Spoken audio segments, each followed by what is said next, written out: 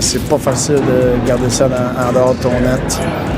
Puis, tu sais, c'est sûr, ça prend une structure. Je pense que s'asseoir côté structure, c'est une de nos meilleures dans ces moments-là. Je viens juste de regarder ça. Mais même avec ta structure, ça va te prendre des arrêts. Tu sais, puis c'est ça qu'on a eu.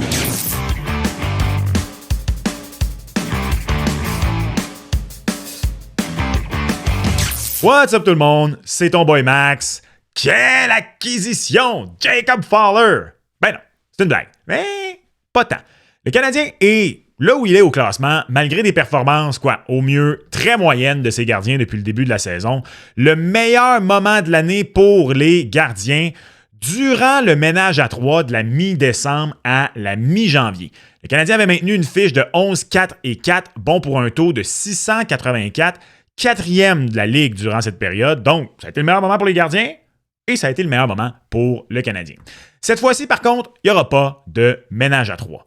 Par contre, deux questions. À quel point Fowler va-t-il être utilisé? Ce qui va être le numéro 2 derrière Jacob Dobeš. Est-ce qu'on va partager le filet également et que le meilleur gagne? Il va avoir le premier départ en série. Sera-t-il numéro 1 comme il l'a été durant son premier passage? Deuxième question.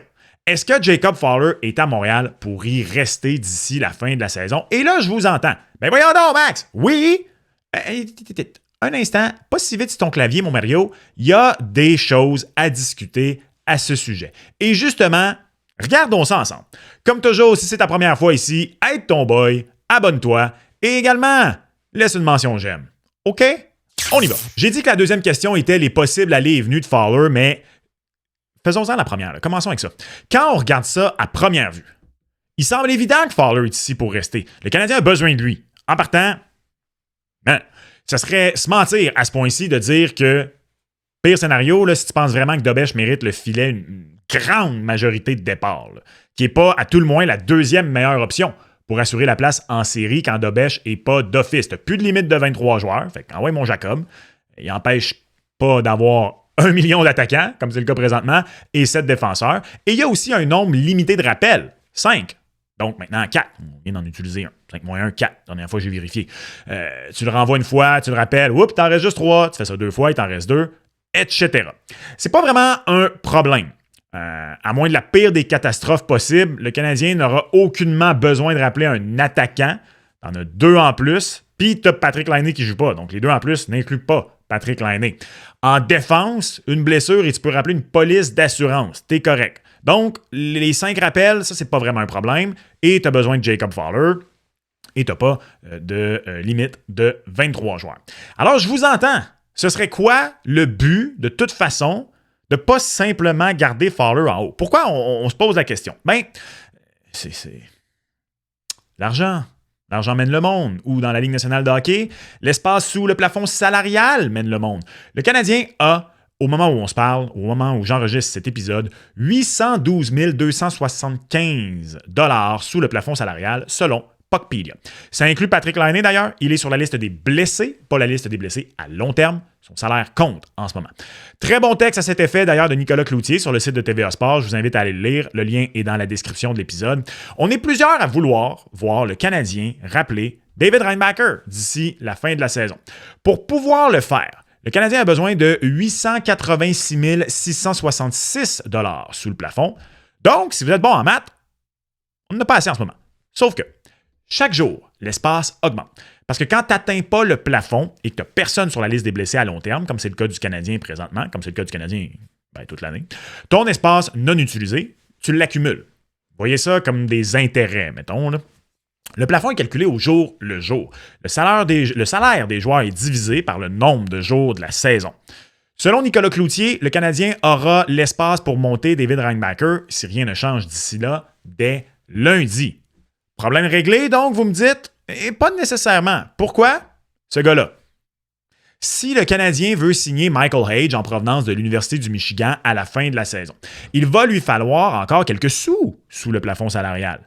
Le tournoi de la NCAA débute le 22 mars, prend fin le 11 avril. Les Wolverines ont une très bonne saison cette année. C'est une bonne formation. On peut être porté à croire qu'on va se rapprocher à tout le moins de la date du 11 avril. Ils peuvent se rendre loin. C'est un tournoi, par contre, à élimination directe. Un match, une défaite, et bang! T'es sorti. Ça peut arriver vite. Le CH termine sa saison régulière le 14 avril.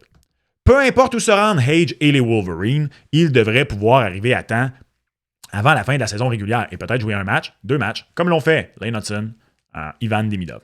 Et c'est là où Nicolas argumente qu'il croit que le CH pourrait faire au moins un aller-retour avec Fowler, le temps de quelques jours où ça fit dans le calendrier du Canadien, pour sauver quelques bidous, pour pouvoir signer Hage et l'avoir au sein de sa formation avant le début des séries. Je tiens à préciser que rien n'empêche le Canadien de le signer strictement pour les séries. Souvenez-vous, c'est ce qui était arrivé à Kel McCarr. Il avait signé avec l'Avalanche du Colorado. Il y avait déjà 2 matchs de disputés aux séries en 2019. On affrontait les Flames, si ma mémoire est bonne, du côté de l'Avalanche. Et il est arrivé pour le match numéro 3. Il avait marqué, d'ailleurs, dans ce match-là. Bref, non seulement l'argument de Nicolas se défend, c'est même plausible.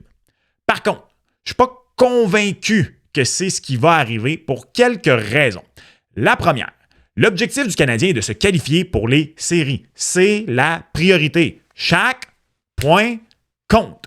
Et regardons ensemble le calendrier du Canadien d'ici la fin de l'année pour voir où Fowler pourrait être renvoyé en bas pour quelques jours, le temps de sauver quelques dollars tout en ne faisant pas nécessairement jouer Samuel Montembeault si vraiment on a complètement perdu confiance en Monty. Donc voici ce qui reste pour le mois de mars. Donc au moment où j'enregistre, bien sûr, il reste les rencontres contre les Sharks, le 14 et les Ducks. C'est à partir de là où on part à la suite de la victoire face aux Sénateurs. Donc, on regarde ça ensemble. Garantie que Jacob Fowler joue une rencontre, soit contre les Sharks, soit les Ducks. Au moment où j'enregistre, ça n'a pas encore été annoncé. Ensuite de ça, 2 rencontres extrêmement importantes face aux Bruins de Boston et aux Red Wings à Détroit.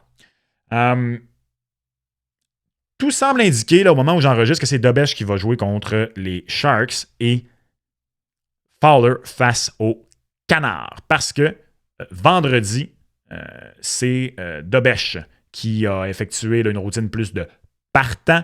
Donc, au moment où j'enregistre, peut-être qu'au moment où vous écoutez, ça a déjà été annoncé, mais ça a l'air de ça. Donc, ça pourrait être une possibilité d'utiliser Dobeš dans les 2 rencontres face aux Bruins et aux Red Wings. Et ensuite de ça, vous le voyez, avant le prochain 2-en-2 qui va avoir lieu les 28 et 29 mars face aux Prédateurs de Nashville et aux Hurricanes de la Caroline, tu as 5 rencontres.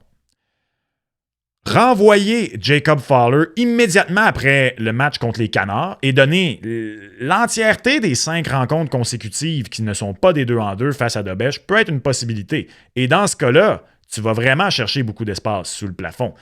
Tu as 9 jours quasiment là-dedans où tu peux renvoyer Fowler. Je pense pas que c'est ce qui va arriver. Je crois personnellement qu'on l'a vu à plusieurs reprises cette année. Dobeš est excellent dans 2 matchs consécutifs, 3 matchs. Règle générale, ça peut encore être correct. Et plus que ça, c'est là où c'est plus difficile. Donc, s'il y avait une réelle fenêtre réaliste, à mon avis, pour renvoyer Fowler avec le Rocket de Laval, c'est à la suite du match contre Détroit. Tu donnes peu importe lequel des 2 entre Boston et Détroit à Fowler. Et ensuite de ça, tu le renvoies pour 5 jours, même peut-être 6 dans tout ça, et tu donnes 3 rencontres consécutives à Dobeš, Islanders, Hurricanes, Blue Jackets. Et après ça, tu ramènes Jacob Fowler pour partir sur la route parce que le Canadien, vous le voyez, le Nashville, les Hurricanes de la Caroline, le Lightning de Tampa Bay, et ça se poursuit ensuite de ça au mois d'avril avec 2 rencontres dans la région de New York face aux Rangers et aux Devils. Donc, tu ramènes Jacob Fowler pour ton voyage de 5 matchs et à partir de là, il est avec l'équipe jusqu'à la fin de la saison. Donc, ça, ce serait le moment, je crois, pour renvoyer Jacob Fowler, si c'est ce qu'on voulait faire du côté du Canadien, à la suite du match contre les Red Wings de Détroit. Personnellement, je l'ai dit, je crois qu'aller chercher tous les points et s'assurer d'avoir en tout temps disponible tes 2 meilleures options devant le filet, qui sont clairement en ce moment Dobeš et Fowler, en haut, c'est la chose à faire. Deuxième élément sur ce point, pourquoi je ne pense pas qu'on va renvoyer Fowler en bas. Parlons de David Reinbacher. Je veux le voir rappeler. Plusieurs d'entre vous êtes d'accord, vous voulez le voir rappeler. Est-ce que le Canadien veut le voir être rappelé? On assume tous un peu ça, mais pas si certain. Je vous montre à l'écran un commentaire, c'est un long commentaire de mon ami Simon Servant, c'est sous mon dernier épisode où il était question justement de possibles rappels de Jacob Fowler et David Reinbacher. Je vous invite à soit faire pause en ce moment et le lire en intégrale ou aller le lire à la suite de l'épisode. C'est sur mon dernier épisode régulier là, sur ma page. Simon, pour ceux qui ne le connaissent pas, est journaliste à la presse canadienne. Il couvre le Rocket. J'en profite pour vous dire qu'il y a aussi une chaîne YouTube où il analyse des espoirs de la Ligue nationale de hockey. Je sais que ça intéresse plusieurs d'entre vous, donc allez vous y abonner. Bref, tout ça pour dire, là, Simon croit que le plan du Canadien n'est pas de rappeler Reinbacher, mais bien de lui donner un dernier parcours éliminatoire avec le Rocket de Laval, où il serait un cheval de travail pour le Rocket. 25 minutes et plus par match, première paire, avantage numérique, désavantage numérique. Et honnêtement, ce n'est pas fou du tout. Et si c'est effectivement le plan, on met tous ces calculs-là de masse salariale hauteur d'heure. On s'en fout. Le Canadien a besoin de garder son espace pour Age. Peut-être Adam Engstrom, si jamais il y a une blessure ou quoi que ce soit, si on fait... Puis de toute façon, il faudrait qu'il soit prêt à jouer, là, Adam Engstrom. Il y a eu des blessures dans son cas. Bref, c'est tout. T'as moins de te garder du cash pour Age. Tu l'as, le cash pour Age. Il n'y aura pas de problème. Si tu ne fais pas d'autres appels d'ici là, comme j'expliquais, l'espace sur le plafond va s'accumuler. Puis même si Age signe le plus gros contrat possible d'entrée pour une recrue, t'es chill. Et personnellement, j'adhère à cette théorie. Tous les Allemands ne sont pas nazis, monsieur. Oui. Je connais cette théorie, oui. Donc, je peux être dans le champ. Et je crois que Fowler est en haut pour de bon cette saison et qu'on ne le reverra pas avec le Rocket. Si ça a à se faire pour des raisons de plafond salarial, je l'ai dit, je crois que c'est après le match contre Détroit que ça arrivera et on va le rappeler juste à temps pour le départ pour Nashville. Vous pouvez déjà me dire en commentaire ce que vous pensez de cette partie de l'épisode, d'ailleurs sur un potentiel renvoi de Jacob Fowler en bas. Maintenant, personnellement, la question qui m'intéresse le plus, combien de matchs jouera Fowler? C'est quoi le plan? Numéro 2, numéro 1, numéro 1B. Au moment où j'enregistre, il reste 18 rencontres à la saison du Canadien. Du lot, 4 sont des deuxièmes matchs en 2 soirs. La division de la tâche ne sera pas 14-4, à la faveur de Dobèche, bien sûr. Garanti! Pourquoi? Ça demanderait des séquences de 3, 4 et même 5 matchs de suite à Dobèche, qui n'est simplement pas rendu là. Et là, les fans de Dobèche, c'est pas une flèche à son endroit. On en a demandé à Dobèche beaucoup plus qu'on pensait le faire cette saison en raison des performances de Montembeault. Et à mon avis, par rapport aux attentes, il a relevé le défi. Il fait bien. Mais il faut aussi le mettre, lui, dans les meilleures situations pour qu'il performe. Faisons-le. Donnons-lui exactement ça. Ne lui donnons pas une séquence de 4-5 matchs. N'attendons pas que la chaîne débarque avant de l'enlever du filet. Non, mettons-le dans les meilleures dispositions. Mettons l'équipe dans les meilleures dispositions. Également, au-delà de ça, Fowler est statistiquement le meilleur gardien du Canadien cette année. C'est sur un plus petit échantillon, oui, mais c'est vrai quand même. Donnons-lui justement un plus gros échantillon pour voir ce qu'il peut faire. L'organisation a confiance en lui au point de lui avoir donné le plus de départs durant son premier passage avec l'équipe. Passage où, je le répète, l'équipe a eu ses meilleurs moments de la saison. Certains disent que Dobèche a une fiche largement positive. Je dis ça comme si c'était une opinion, mais c'est un fait. Jacob Dobèche a une fiche largement positive. 21-6-2. Même que certaines personnes ne font que... 21-6-4, en fait. Certaines personnes ne font que le commenter. Comme ça, avec 4 petits points. 4 petits points? Voyons donc, toi. On commente ça comme si c'était un argument béton en soi, que Dobèche est l'homme de la situation. 21-6-4. Oui, mais 21-6-4, c'est une statistique d'équipe quand Dobèche est devant le filet. Il faut très mal connaître la position de gardien pour utiliser une statistique collective pour évaluer qui est le meilleur individu pour défendre la cage. Preuve à l'appui, une des preuves à l'appui. Dobèche a un support moyen de 3,6 buts par match cette saison. 8e rang de toute la Ligue nationale de hockey. Fowler est à 2,93, ce qui est une différence considérable.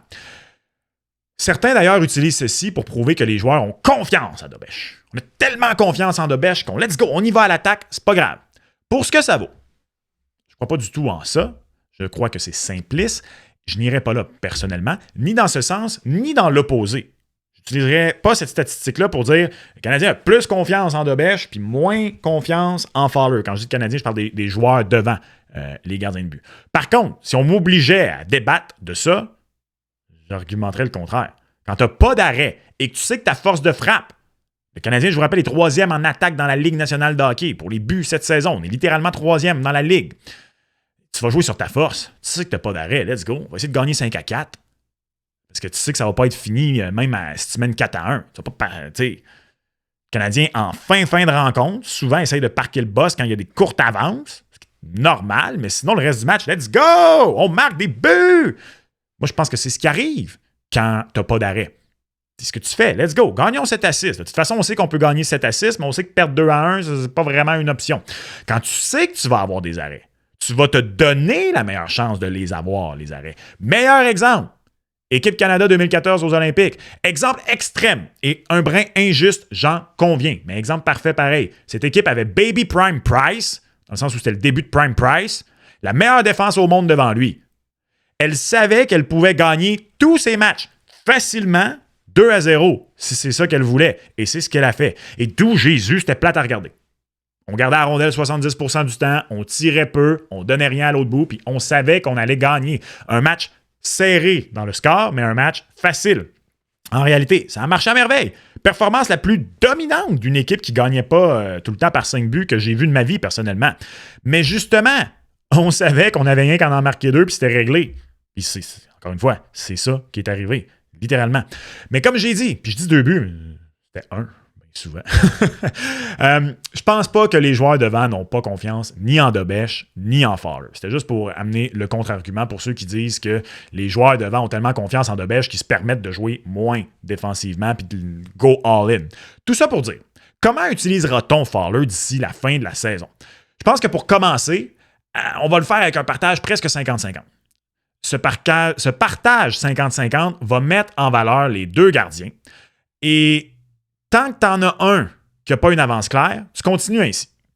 Peut-être qu'on va se poser la question jusqu'aux séries. Si Dobèche est clairement là, il va prendre la pole, on va tomber dans un 60-40 et il va avoir le premier départ.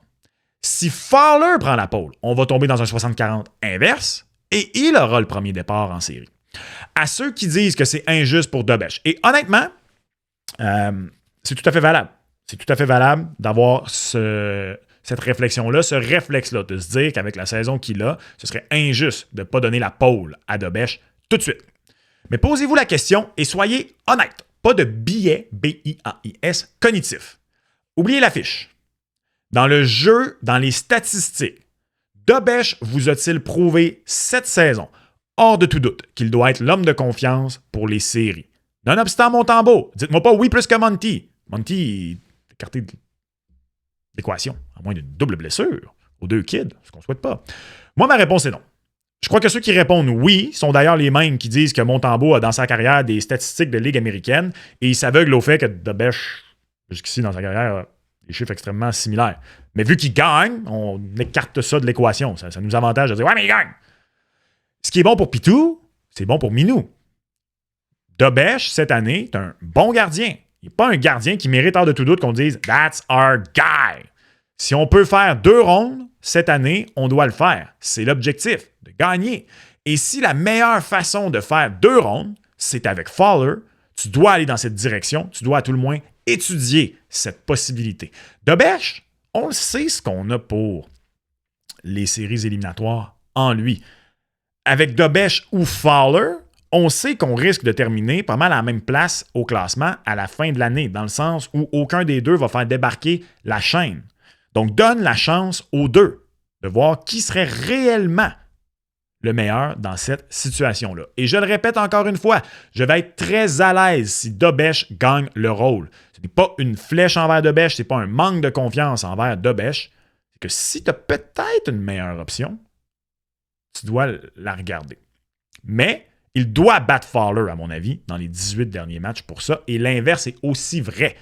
Fowler, ou même encore plus vrai, je dirais. Fowler doit battre Dobèche. Dans le sens où si c'est pas mal kiff-kiff, dans ce cas-ci, oui, donne-le au moins le premier départ à Dobèche, il l'a mérité. Mais messieurs, Messieurs, étant pas vous qui écoutez, là, les deux gars aux grosses pads. Que le meilleur gagne! That's it! Que penses-tu de la situation des gardiens? Comment crois-tu que le Canadien va gérer le tout? Laisse-moi le savoir en commentaire. T'as apprécié l'épisode d'aujourd'hui et t'en veux plus? Je suis en direct tous les soirs de match du Canadien. Donne-toi-en un aperçu en écoutant en rattrapage le dernier après-match juste ici. Et on se reparle lors du prochain épisode. Ciao!